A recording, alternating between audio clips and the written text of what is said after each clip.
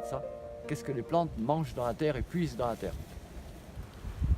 Et le problème, c'est que personne ne s'est jamais posé la question si par hasard les plantes ne vont pas aussi chier dans la terre. Logique.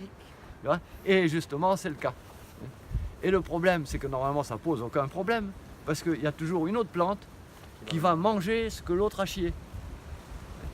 Mais quand tu fais une monoculture qui a qu'une seule plante et qu'en plus tu mets du désherbant, qui n'a pas la moindre petite herbe qui pousse ou quoi, et bien forcément, si par exemple tu as un champ de maïs où il n'y a que du maïs, Ça devient des scatophiles. et bien c'est comme si tu obligerais quelqu'un à vivre dans sa fosse septique. Et bien tu t'imagines qu'il va être malade. Forcément, le maïs devient malade et il faut le traiter.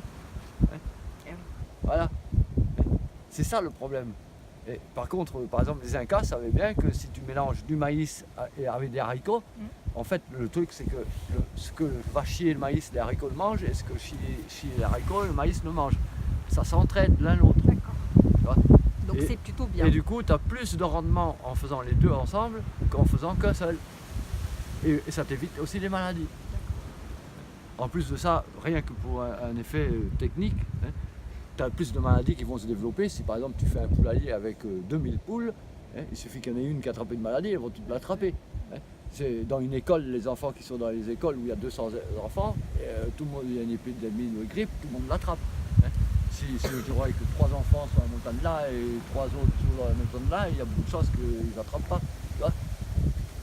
Et pour les plantes, c'est pareil. Si tu as des milliers de plantes parce que tu fais un champ entier que d'une sorte de plante, forcément, il y a plus de chances qu'une maladie se développe que si tu en as un peu par là, un peu par là et un peu par là, tu vois. Voilà. C'est juste question de contamination, de maladies, de propagation, tu vois. Mais voilà. Mais sinon, c'est les bases de l'agronomie. Alors, c'est l'histoire que les plantes aussi chient ce qui est dedans. Et même les animaux, c'est ce que je disais, ne mangent jamais là où ils ont chié. Si tu te promènes dans les campagnes où il y a des vaches, tu verras un pré où les vaches ont tout mangé. Là où il y a des bousses de vaches, tu as l'herbe haute comme ça, les vaches ils touchent pas. Tu mets des moutons avec, les moutons ils se précipitent dessus, ça les dérange pas du tout de manger autour de la bouse de vache. Tu vois. Mais il n'y a jamais aucun animal qui mange où lui-même a chié.